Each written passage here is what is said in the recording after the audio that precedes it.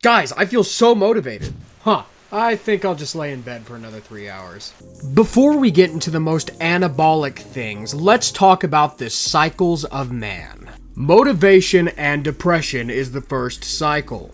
You can hit the absolute peak of motivation. You can feel like you're going to take over the world in the next few days. But there's also a chance you'll wake up in the morning feeling absolutely no motivation whatsoever and you end up getting none of your goals done. I'm looking at you people with executive dysfunction. Cycle number 2 is the kind you see in the gym. Sometimes when a man maxes out his body dysmorphia, this is the conclusion it comes to. I'm not going to say whether it's good or bad, that's entirely up to you. And cycle number 3 is blind rage and total peace. Now, what are some of the most anabolic things? The one and only rule I have for this list is it can't actually be gear, because of course that would be the most anabolic thing. We haven't gone to the dark side just yet. We are gonna start off with the classic, and that is Fairlife protein shakes. 150 calories and 30 grams of protein. That's ridiculous! Number 2 is Spotify, and if you don't believe me, play any of these 3 songs while you're working out. You will see a difference.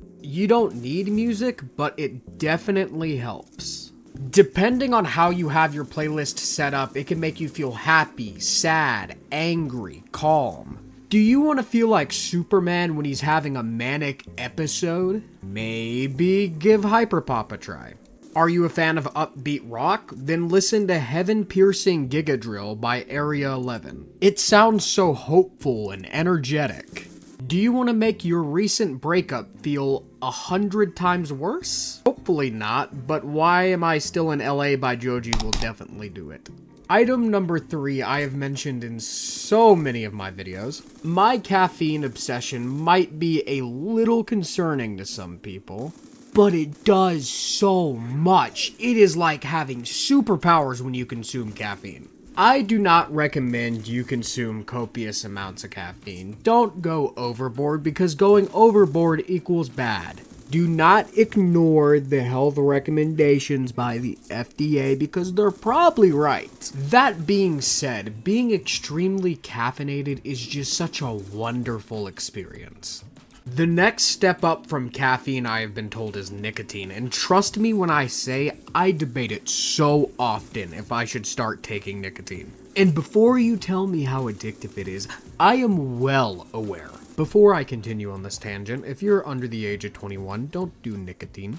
Let me be clear, if you are under the age of 16, do not even continue listening to this video. Anyway, I daydream about trying nicotine because apparently it increases your focus, it makes you feel wired, it just sounds freaking awesome. Most of my life I've been a relatively safe person. The only thing I typically abuse is caffeine. Imagine feeling unfocused and tired and you just don't want to do that set, but you pop a Zyn and it magically gets better. Isn't that something? Just to be clear, nicotine is number 4. Even though I haven't tried it, I can imagine it being incredibly useful in the gym. For all the same reasons caffeine is useful in the gym. The very fact that nicotine increases alertness and focus is almost enough for me to go ahead and start taking it. Is ADHD more prevalent in Gen Z? I'm willing to believe it is.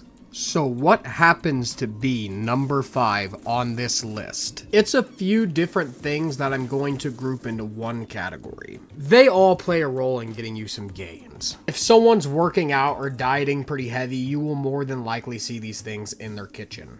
Some of you guys might want to take notes on what I'm about to say, because I have a list and almost everything on it is extremely helpful for losing weight and being on a cut.